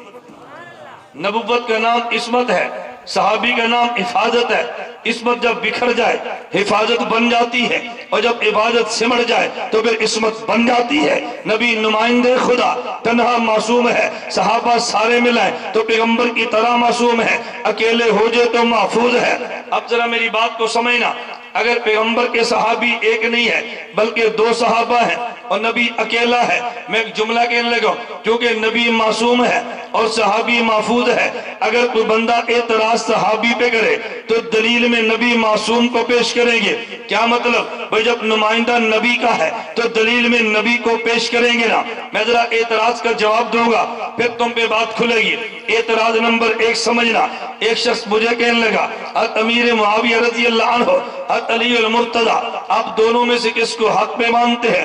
میں نے کہا میں باطل تو کسی کو نہیں کہتا، حق اور خطا تو ہو سکتا ہے، حق اور باطل نہیں ہو سکتا۔ حضرت علی بھی جنت والے ہیں، امیر معاویہ بھی جنت والے ہیں۔ مجھے بندہ کہنے لگا، اور یہ بندہ رافضی تھا، ہماری گفتگو سرگودا میں تھی، وہ مجھے کہنے لگا جب دو پارٹیاں لڑ پڑتی ہیں، ایک حق والی ہوتی ہے ایک باطل والی ہوتی ہے، ایک کا موقف غلط ہوتا ہے اور ایک کا ٹھیک ہوتا ہے، جب یہ دونوں لڑ پڑے ہیں مجھے بتاؤ باطل والا کون ہے، مجھے بتاؤ حق والا کون ہے، مجھے بتاؤ جنت والا کون ہے، مجھے بتاؤ جہنم والا کون ہے؟ میں نے کہا دونوں لڑے ہیں اور دونوں جنت والے ہیں، یہ دونوں لڑے ہیں تو دونوں حق والے ہیں۔ مجھے کہتے ہیں جی وہ کیسے؟ میں نے کہا یہ دونوں صحابی ہیں جنہیں محفوظ کہتے ہیں اور جس کے امتی اور نمائندے ہیں انہیں معصوم کہتے ہیں۔ اگر صحابی پہ الزام لگے تو دلیل میں معصوم کو لاتے ہیں۔ کہتے ہیں کیا مطلب؟ میں نے کہا میں قرآن کھول کے دوں گا، دو نبی ہوں گے دونوں لڑ پڑیں گے تو ان کے بارے میں فیصلہ مجھے سنا دے۔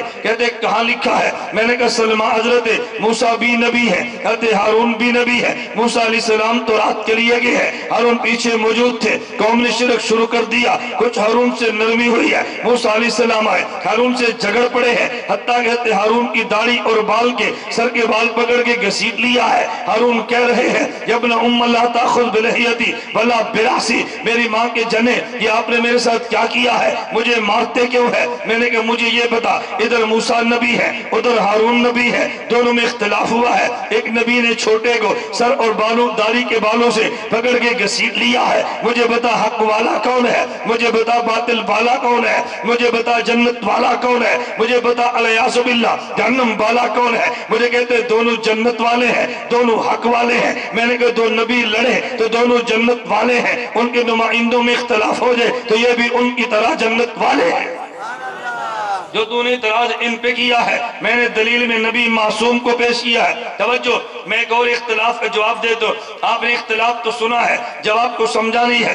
نبی کریم صلی اللہ علیہ وسلم بعد الوفات چارپائی پہ تشریف فرما ہے، اصحاب پیغمبر آگے، اصحاب کہنے لگے حضور وفات پاگے ہیں، حضرت عمر رضی اللہ عنہ کہنے لگے نانا میرے محمد زندہ ہے۔ اگر کسی نے کہہ دیا حضور وفات پاگے ہیں ابھی حضور اٹھیں گے اور تمہارے ہاتھ اور پاؤں کو کاٹ دیں گے، میرے دوستو مجھے تم بتاؤ اتنی موٹی سی بات حضرت عمر نہیں سمجھتے علیہ باللہ؟ عام صحابہ نے کہا حضور وفات پاگے ہیں، حضرت عمر کیا کہتے ہیں؟ حضور توجہ کیا کہتے ہیں؟ حضور زندہ ہے۔ ایک بندہ کہتا ہے جی دیکھو، میں نے کہا نا بات سمجھنا، تو جب اختلاف دو محفوظ میں ہوا تو پھر دلیل میں نبی کو پیش کر، دلیل میں معصوم کو پیش کر۔ معصوم نبی بھی ہوتا ہے، معصوم فرشتے بھی ہوتے ہیں۔ صحابہ کہنے لگے حضور وفات پاگے، حضرت عمر کہنے لگے نہیں نہیں حضور تو زندہ ہے۔ خبردار کسی نے کہہ دیا وفات پاگے، میں نے کہا جب ان میں اختلاف ہے، کہتے جی غلط کون تو ٹھیک کون؟ میں نے کہا دونوں ٹھیک ہے۔ کہتے دلیل کیا ہے؟ میں نے کہا حضور پاک سو رہے تھے، پھر تو فرشتے دو خواب میں آگے،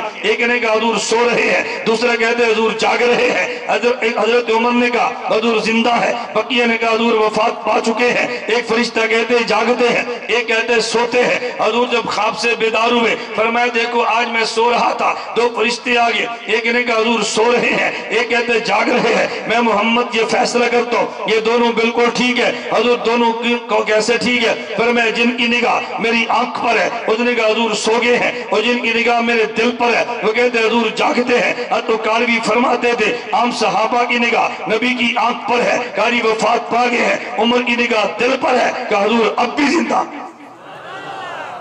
تو اگر اختلاف ان میں ہو تو دلیل میں اسے پیش کرو نا، آپ کے چہرے مرجھایا نہ کریں۔ یہ عجیب بات ہے، میں دفاع صحابہ میں وہ مثال پیش کروں تو ٹھیک ہے، یہ پیش کروں تو غلط ہے۔ وہ بھی صحابہ اور یہ بھی صحابہ، وہ بھی اختلاف ان کا اور یہ بھی اختلاف ان کا۔ میں ایک بات کی بات نہیں کرتا، میں پورے مسلک کی بات کرتا ہوں، اور پورے مسلک کی وکالت کرتے ہوئے میں تو کھلی سی بات کہتا ہوں، اللہ میں بات سمجھنے کی توفیق عطا فرمائے۔ ایک دوست کہنے لگا تو پھر جو صدیق نے فتویٰ دیا اسے مان لو۔ میں نے کہا میں مانا بھی ہوں، سمجھا بھی ہوں، تو شاید مانا ہے سمجھا نہیں ہے، تیرے کیا مطلب؟ میں نے کہا صدیق نے بات سمجھائی ہے، فرمایا عمر بات کو سمجھو، نبی کا دل جاگتا ہے لیکن جب حضور سو جائے تو کہتے کیا ہیں؟ حضور سو گئے ہیں یا حضور جاگتے ہیں؟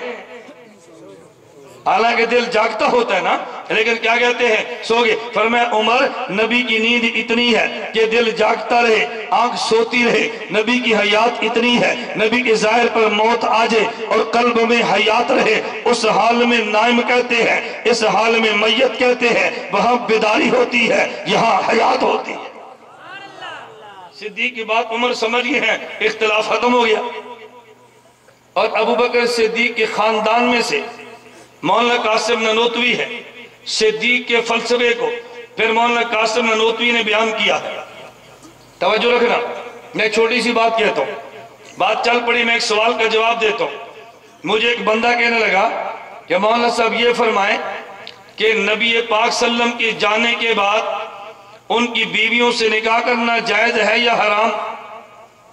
بتاؤ بلند آواز سے، جائز یا ناجائز؟ کیوں؟ بولو نا، اور اونچی آواز سے۔ کون ہے؟ روحانی جسمانی؟ بولتے جاؤ۔ استاذ کی بیوی آپ کی ماں نہیں؟ روحانی جسمانی؟ نکاح حرام یا حلال؟ کیوں؟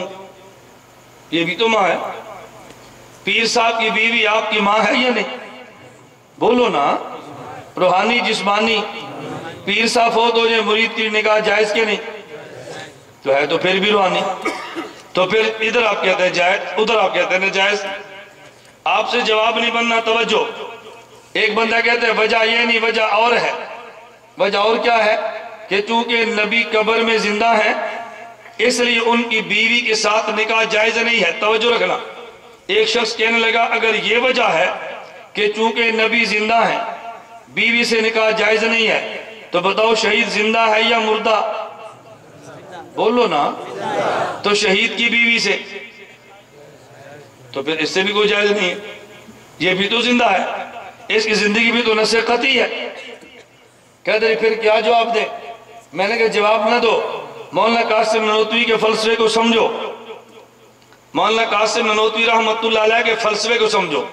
میں مفتی آصف صاحب سے کہتا ہوں، احمدآباد کے علماء سے کہتا ہوں، تو مجھ پر ایک احسان کر دو، ایک جلسہ علماء کا رکھ لو، طلباء کو نہ لاؤ، صرف علماء کو لاؤ، اور مولانا نانوتوی کا فلسفہ میں بیان کرتا ہوں، علماء سنے اس کو، ایک بار سنو تو صحیح نا۔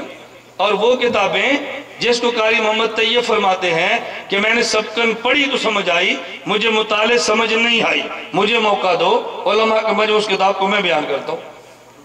تحذیر الناس سنو، پھر بریلویت کی اعتراض کی حقیقت سمجھ، آب حیات سنو، مماتیت کی اعتراض کی حقیقت سمجھ۔ مصیبت کیا ہے؟ آپ نے ایک کو فتنہ سمجھا ہے، دوسرے کو نہیں سمجھا۔ ایک بار بات کرو تم خوش ہوتے ہو، دوسرے بار بات کرو تم پریشان ہوتے ہو۔ جب فتنے دونوں ہیں تو دونوں کی تردید کرو، ایک فتنہ ہے تو ایک کی تردید کرو۔ ہم ایک کی نہیں، ہم فتنے کی بھی تردید کرتے ہیں، فتنے کی بھی تردید کرتے ہیں۔ بات ٹھیک ہے غلط ہے؟ بولتے نہیں ہو، تم پریشان ہونا شروع ہو جاتے ہو۔ بابا ہم پریشان نہیں ہیں، جو فتنہ ہے وہ فتنہ ہے، جو فتنی ہے وہ فتنی ہے۔ اللہ میں فتنیوں سے بھی محفوظ رکھے، اللہ میں فتنوں سے بھی محفوظ رکھے۔ میرا عنوان نہیں تھا، میں صرف ایک بات کہہ رہا تھا، مولانا نانوتوی کا فلسفہ سمجھو۔ مولانا قاسم نانوتوی رحمت اللہ علیہ فرماتے ہیں کہ پیغمبر کا وجود چونکہ جنت والا ہے اور جنت کے وجود میں حیات خاصیت جنت کی مٹی کی ہے، حیات جنت کی خاصیت کی ہے، یہ جنت کی مٹی کی خاصیت حیات ہے۔ پیغمبر کا وجود چونکہ جنت والا ہے، اس کی مثال یوں دیں گے کہ جیسے پیٹرول کی خاصیت حرارت ہے، پانی کی خاصیت برودت ہے۔ آگ پہ پیٹرول چھڑک دو ٹھنڈا، آگ بڑک اٹھتی ہے، اوپر سے ٹھنڈا، خاصیت حرارت کی ہے۔ اگر آپ آگ پہ پانی ڈالو گرم، آگ بجھ جاتی ہے، اوپر سے گرم ہے، اندر سے خاصیت برودت کی ہے۔ پیغمبر کا وجود جنت والا ہے، اوپر موت نظر آ بھی جائے قلب عطر میں حیات رہتی ہے، چونکہ جنت کی مٹی کی خاصیت حیات ہے۔ جنت کی مٹی کی خاصیت، ذرا جواب سننا۔ اور یہ جو شہید ہے اس کے وجود کی مٹی جنت والی نہیں، زمین والی ہے۔ اس کی خاصیت موت ہے، حیات نہیں ہے۔ جب یہ قتل ہوا اس کے تمام اجزاء سے حیات نکل گئی، بیوی جدا ہو گئی، دوبارہ روح لٹائی گئی، اب حیات آئی ہے۔ اب اس وقت حیات آئی جب بیوی نکاح سے نکل چکی تھی، تو جب پیغمبر پہ موت آئی تو پورے وجود سے روح سمٹ کے قلب عطر میں آئی، تو تمام اجزاء سے روح کی علیحدگی نہیں ہوئی، پورے اجزاء سے الگ ہو گئی، لیکن قلب عطر سے حیات کا تعلق رہا۔ تو نبی پر موت آنے کے باوجود قلب عطر سے علاقہ جو کہ موجود تھا، نبی کی بیوی نکاح سے نکلی نہیں ہے، روح کا اعادہ ہو گیا، تو روح پیغمبر کی بیوی اب بھی نکاح میں ہے۔ شہید کی حیات تمام اجزاء سے منقطع ہو گئی، بیوی نکاح سے نکل گئی، نبی کی روح تمام اجزاء سے الگ ہو گئی، لیکن جسم سے قلب عطر سے تعلق کیونکہ باقی تھا، اس لیے ایک سیکنڈ کے لیے بھی نبی کی بیوی نکاح سے نکلی ہی نہیں ہے۔ اس لیے نبی کی بیوی سے نکاح حرام ہے، شہید کی بیوی سے نکاح حلال ہے۔ ننوتوی کا فلسفہ چھوڑ دو، اس کے بعد آپ جواب دو، تو آپ دیکھنا کتنا مشکل ہے۔ اللہ مجھے اور آپ کو بات سمجھنے کی توفیق دے۔ تو میں نے عنوان کیا سمجھایا؟ نبی نمائندہ خدا اور صحابی نمائندہ اعتراض نبی پر ہو تو جواب خدا دیتا ہے، اعتراض صحابی پر ہو تو جواب بولیے کون دیتا ہے؟ مصطفیٰ دیتا ہے۔ کبھی اعتراض لگنے کے بعد جواب دیتا ہے، کبھی اعتراض لگنے سے پہلے دیتا ہے۔ امیر معاویہ رضی اللہ عنہ پر میں ایک بات کہنے لگوں، امیر معاویہ پر اعتراض نبوت کے دور میں نہیں لگے، نبوت کے دور کے بعد لگے ہیں، لیکن نبی نے اعتراضات کا جواب اعتراض لگنے سے پہلے دیا ہے۔ آپ کو جی کیسے دیا؟ حضور کی دعاؤں پہ اگر غور کرو، فرمائے اللہم اجعلہ ہادیہ مہدیہ، اے اللہ میرے معاویہ کو ہادی بھی بنانا، مہدی بھی بنانا۔ حضور اتنا فرما دیتے اللہ ہادی بنانا تو کافی تھا، فرمایا نہیں مہدی بھی بنانا۔ یہ نبی نے کیوں فرمایا؟ کل کو بندہ کہہ دے گا ان اللہ لا یؤید ھذا الدین بالرجل الفاجر، کبھی اللہ کسی بندے سے دین کا کام لیتا ہے، وہ خود ہدایت یافتہ نہیں ہوتا لیکن وہ ہدایت کے کام کر جاتا ہے۔ فرمایا میرا معاویہ ہدایت یافتہ بھی ہے، ہدایت کے کام کرتا بھی ہے، اس پر وہ حدیث فکر نہ کرنا، یہ ہادی بھی ہے اور مہدی بھی ہے۔ توجہ رکھنا، علمہ الکتابہ، اے اللہ میرے معاویہ کو کتاب کا علم بھی دے دینا۔ اس سے مراد کتابت بھی ہو سکتی ہے، ریاضی بھی ہو سکتی ہے، قرآن بھی ہو سکتا ہے۔ حضور نے دعا کیوں مانگی؟ بات کو سمجھنا، امیر معاویہ کی خلافت کے دور میں آخری حدود تک اسلامی سلطنت چونکہ پھیل چکی ہے، تو جتنی بڑی حکومت ہوتی ہے اگر اس کو چلانے والا بندہ خود حساب کتاب کو نہ جانتا ہو تو لوگ اس میں کمی بیشی کر بھی سکتے ہوں گے، لیکن جب وہ خود حساب جانتا ہوگا اسے دھوکہ دینا بہت مشکل ہے۔ فرمائے علمہ الکتابہ، اللہ اس کے نچلے تو سیکھیں گے، اس کو بھی کتابت کا علم دے دینا تاکہ نچلے اس کو دھوکہ نہ دے سکے۔ اچھا پھر ایک جملہ، کیونکہ آدمی جو بہت بڑا ہے تو ہو سکتا ہے بحیثیت بشر سے کمی بھی ہو جائے، کچھ کوتاہی بھی ہو جائے۔ فرمائے وقیہ العذابہ، اللہ ہادی بھی بنانا، اسے مہدی بھی بنانا، علم کتاب بھی دے دینا، اگر کچھ کمی رہ بھی جائے وقیہ العذابہ، خدا اسے بخش بھی دینا، خدا اسے بخش بھی دینا۔ نبی نے کیسے جواب دی ہیں؟ چلے میں ایک اور حدیث کی شرح کر کے بات ختم کرتا ہوں۔ حدود سواری پہ توجہ، سوار ہیں، آپ نے سنا امیر معاویہ رضی اللہ عنہ کے بارے میں ایک نبوت نے دعا دی ہے۔ دعا کون سی دی ہے؟ حضور آگے بیٹھے ہیں، امیر معاویہ پیچھے بیٹھے ہیں، حضور کی کمر مبارک سے امیر معاویہ کا پیٹ مبارک لگا ہے اور نبی پاک دعا کہہ دیتے ہیں۔ آپ نے دعا سنی ہے، رسول صلی اللہ علیہ وسلم نے دعا دی، اے اللہ میرے معاویہ کا، اے اللہ اس کے پیٹ کو علم سے بھر دے۔ کبھی لوگ کہتے ہیں، توجہ رکھنا، اے اللہ میرے معاویہ کے پیٹ کو بھر دے۔ کبھی لوگ کہتے ہیں اس پہ دعا مانگنے کی ضرورت کیا تھی؟ بھئی علم تو پیٹ میں نہیں ہوتا، علم تو دماغ میں ہوتا ہے، معاویہ کے پیٹ کی بات کیوں کی ہے؟ میں کہتا ہوں نبی نے بتایا کہ تمہاری خوراک کا نام یہ کھانا اور پینا ہے، امیر معاویہ کی خوراک کا نام بھی علم ہے، امیر معاویہ کی خوراک کا نام بھی علم ہے۔ تمہیں خوراک ظاہری چاہیے اور معاویہ کو میں نے خوراک باطنی دی ہے۔ اللہ میں بات سمجھنے کی توفیق دے۔ تو جو کل کو اعتراض آنے تھے نبوت نے جواب پہلے دے دیا، لیکن ایک بات میں وضاحت کر دوں، نہیں دینی کیوں؟ اچھا کتابہ لکھی، میں نے کہا شاید کہ بد چردہ جواب نہیں دیتا۔ ایک بات میں وضاحت کر دوں، ایک معاملہ امیر معاویہ کا ہے، ایک معاملہ یزید کا ہے۔ امیر معاویہ کا معاملہ اور ہے اور یزید کا معاملہ اور ہے۔ ہم حسینی ہیں، یزیدی ہرگز نہیں۔ ہم کون ہیں؟ بولو کون ہے جو حسینی؟ ہاتھ کھڑے کرو. ہم کون ہیں؟ حسینی یا یزیدی؟ ہاتھ کھڑے کرو. کون ہے؟ حسینی یزیدی؟ ہم حسین والے یزید والے. ہاں بس یاد رکھنا. کبھی لوگ کہتے ہیں توجہ رکھنا اور جی اگر یزید برا تھا، اگر وہ فاسق تھا تو صحابہ نے بیعت کیوں کی تھی؟ میں نے کہا بیعت ہونا دلیل تقوی نہیں ہے. یہ بات توجہ سمجھنا. صحابہ کے اختلاف اجتہادی تھا. صحابہ کا ذوق یہ تھا ایک بندے میں فسق بھی ہو اور ایک بندے میں تدبر بھی ہو. توجہ رکھنا. کیا ہو؟ فسق بھی ہو اور ساتھ تدبر بھی ہو. امور سلطنت چلانے کے لیے تقوی نہیں تدبر چاہیے. انہوں نے کہا اگرچہ تقوی نہ بھی ہو لیکن چونکہ تدبر موجود ہے اس کو خلافت کے امور دے دو، اس وجہ سے دو تاکہ امور سلطنت چلتے رہے. اس کا معنی یہ نہیں تھا ان اعتماد تقوی پہ کیا تھا. فسق بھی موجود تھا، خلافت بھی موجود تھی. ہم امیر معاویہ کو کافر، حضرت امیر معاویہ کے بیٹے یزید کو ہم کافر ہونے کی بات نہیں کرتے، ہم فاسق ہونے کی بات کرتے ہیں. ایک بندہ کہتا ہے ان کے تو حضور نے دعا مانگی تھی، گناہ تو معاف ہو چکے. میں نے کہا کون سی دعا؟ کہتا ہے تمہیں پتہ نہیں ہے؟ نبی پاک صلی اللہ علیہ وسلم نے فرمایا تھا اے اللہ جو قسطنطنیہ کے جہاد میں جائے کان مغفورا لہم، ان کے سارے گناہ معاف ہے. یہ نبی نے بشارت دی ہے کہ جو قسطنطنیہ کے جہاد میں جائیں گے ان کے سارے گناہ معاف ہیں. تو یزید بھی تو قسطنطنیہ کے جہاد میں تھے، ان کے گناہ تو سارے معاف ہیں. تم نے فاسق کیسے کہہ دیا؟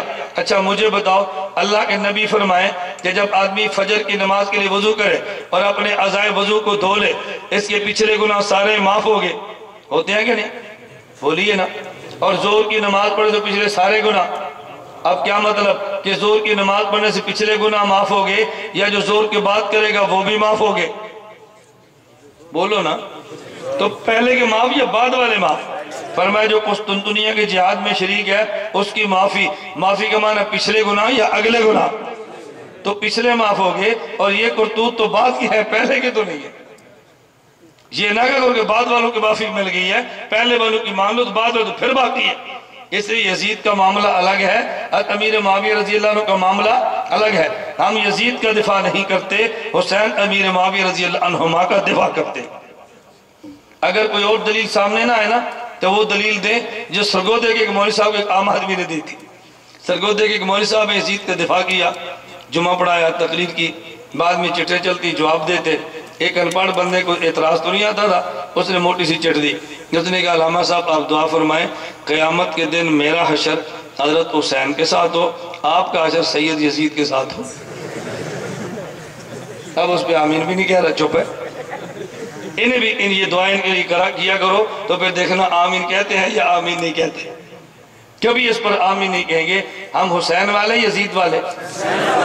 میں آخری بات کیا تو پھر بات لمبی ہوتی ہے. آج نعرے سٹیج سے لگتے ہیں، لوگ سمجھتے نہیں ہیں، جواب غلط دیتے ہیں. نعرہ لگتا ہے نعرہ رسالت، ایک جواب میں کہتے ہیں یا رسول اللہ، ایک جواب میں کہتا ہے محمد رسول اللہ. لوگ کہتے ہیں جی کون ٹھیک یا کون غلط. سٹیج سے نعرہ لگتا ہے خلافت راشدہ، ایک آتا ہے حق چار یار، ایک آتا ہے حق سارے یار. لوگ کہتے ہیں جی کون ٹھیک کون غلط ہے. میں نے کہا نعرہ میں سمجھا دیتا ہوں، جواب آپ دے دیں. جب نعرہ لگتا ہے نعرہ تکبیر، توجہ، تو نعرہ تکبیر کا مطلب یہ ہے نعرہ لگانے والا پوچھتا ہے بتاؤ سب سے بڑا کون ہے؟ تو جواب میں کیا کہتے ہیں؟ اللہ سب سے بڑا ہے. پھر یہ نعرہ لگاتا ہے نعرہ رسالت، یہ آپ سے پوچھتا ہے تمہارا رسول کون ہے؟ تو کیا کہتے ہیں؟ اگر آپ کے رسول کا نام یا ہے تو یا رسول اللہ کہہ دو، اگر آپ کے رسول کا نام محمد ہے تو محمد رسول اللہ کہہ دو. اب جو نعرہ رسالت کا معنی نہیں سمجھتا وہ جہالت میں یا رسول اللہ کہہ دیتا ہے، اور جو معنی سمجھتا ہے وہ محمد رسول اللہ کہہ دیتا ہے. ایک آدمی کہتے ہیں خلافت راشدہ، اس نے سوال تم سے کیا ہے کہ وہ پیغمبر کے دو خلفاء بتاؤ جن کی خلافت کا وعدہ قرآن میں ہے. جو سمجھتا ہے وہ چار یار کہتا ہے، جو نہیں سمجھتا وہ سارے یار کہتا ہے. بتاؤ حضور کے صحابہ کتنے تھے؟ بولو کتنے تھے؟ اور خلفاء سارے تھے. تو پھر سارے یار کا مطلب کیا ہوا؟ یہ کہتے ہیں خلافت راشدہ، آپ کہتے ہیں سارے یار. وہ پوچھ رہے خلافت کا وعدہ کن سے ہے، آپ کہتے ہیں سارے یار ہیں. بھئی سارے یاروں کا تو انکار نہیں کیا، سوال تو یہ تھا کہ خلافت کا وعدہ کن سے؟ کیا تھا خلافت کا وعدہ قرآن میں کس کا ہے؟ تو قرآن میں خلافت کا وعدہ چار کا ہے، اس لیے ہم خلافت راشدہ کے جواب میں کیا کہتے ہیں؟ حق چار یار کہتے ہیں، حق سارے یار نہیں کہتے. بعض لوگ کہتے ہیں نہیں، جب خلافت راستہ کہا جائے امیر معاویہ کو بھی کہو۔ ہم نے کہا جی کیوں کہو؟ کہتے ہیں قرآن کہتا ہے اولئک هم الراشدون، قرآن یوں کہتا ہے اولئک هم الراشدون، وہ راشد بھی تھے اور خلیفہ بھی تھے۔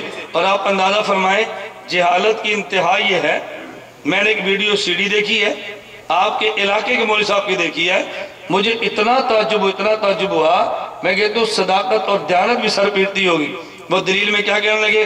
مجھے کہتے ہیں تم امیر معاویہ کی بات کہتے ہو، میں تو مولانا زید الراشدی کو بھی خلیفہ راشد کہتا ہوں، تمہیں سی ڈی نہ ملے تو مجھ سے لینا، میں تمہیں دے دوں گا۔ تمہارے علاقے کے مولوی صاحب اچھا دلیل کیا ہے؟ کہتے ہیں دلیل یہ ہے کہ مولانا زید الراشدی صاحب کالم لکھتے ہیں، اور کالم میں لکھتے تھے جب مجھے لوگ کہتے ہیں کہ آپ ہماری رہنمائی نہ آپ ہمارے ساتھ کام کرو، میں کہتا ہوں میں کام نہیں کرتا، میں رہنمائی کروں گا۔ کیوں؟ اس لیے کہ ان کی مسجد کے سامنے شیرہ والا باغ ہے، ادھر پہلوان کشتیاں کرتے ہیں، کچھ کشتیاں کرتے ہیں کچھ کرواتے ہیں، جو کشتیاں کروائے اسے وہاں خلیفہ کہتے ہیں۔ تو میں کشتی کر نہیں سکتا، کشتیاں کروا سکتا ہوں، میں لڑ نہیں سکتا، گر دے سکتا ہوں، کہتے ہیں اس معنی میں خلیفہ ہوئے، اور راشدی وہ خود لکھتے ہیں تو خلیفہ راشد ہوئے۔ یہ آپ کے علاقے کی دلیل ہے، محقق دورہ کی دلیل ہے، یہ خلیفہ راشد ہونے کے۔ بتاؤ جب علم کی انتہا یہ ہو تو پھر ماتم نہ کریں اس علم کے اوپر، اور آپ پھر بھی بات نہیں سمجھتے۔ اچھا پھر کتابیں لکھتی ہیں کس پر؟ لال مسجد کے، اور آپریشن کس کا کیا ہے؟ اپنے علماء کا۔ میں نے کہا عجیب بات ہے بھائی، کتاب لکھنی ہے تو اپنوں کا آپریشن نہ کرو، نہ غیروں کا آپریشن کرو۔ آپ پھر کہیں گے یزیدی سوچ ہے۔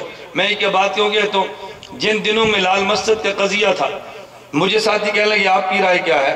میں نے کہا کیا پیدی کا شوربہ، میں اہل سنت والجماعت کا محقق تو ہوں نہیں، میں تو ناقل ہوں، میں کیا رائے پیش کروں گا؟ مجھے ساتھی کہنے لگے حضرت قاضی عبدالرشید رحمت اللہ علیہ، ان کی کردار تو حسین والا تھا، پرویز مشرف کا کردار تو یزید والا تھا، آپ کس کے حامی ہیں؟ یزیدی کردار کے، حسینی کردار کے؟ میں نے کہا ایک کردار اور بھی تھا جس کا آپ نے ذکر نہیں کیا۔ مجھے کہتے ہیں وہ کون سا؟ میں نے کہا جب حضرت حسین چلے تو کسی نے روکا بھی تھا؟ بولو وہ کون تھے؟ صحابہ۔ اچھا، اور حضرت حسین کے ساتھ تھوڑے گئے یا سارے گئے تھے؟ میں نے کہا سامنے یزید، ادھر حسین، اچھا باقی جمہور صحابہ، ادھر غازی عبدالرشید، ادھر یزید، اور ادھر جمہور علماء۔ تو ان کا کردار حسین والا، ان کا کردار یزید والا، اور جمہور علماء کردار جمہور صحابہ والا۔ میں نے کہا پوری بات کروں نا، تم نے کہا اپنے کعبے کو رگڑا لگا دیا لال مسجد کی آڑ میں۔ تو جس طرح جمہور صحابہ یزید اور حسین تھے، جمہور علماء یزیدی اور حسینی کردار تھا۔ ہم حسینی کردار کو مانتے ہیں، یزیدی کردار پہ لعنت بھیجتے ہیں، لیکن جمہور صحابہ کی طرح جمہور علماء کا احترام بھی کرتے ہیں۔ آپ بتاؤ کیا کمی کیا رہ جاتی ہے؟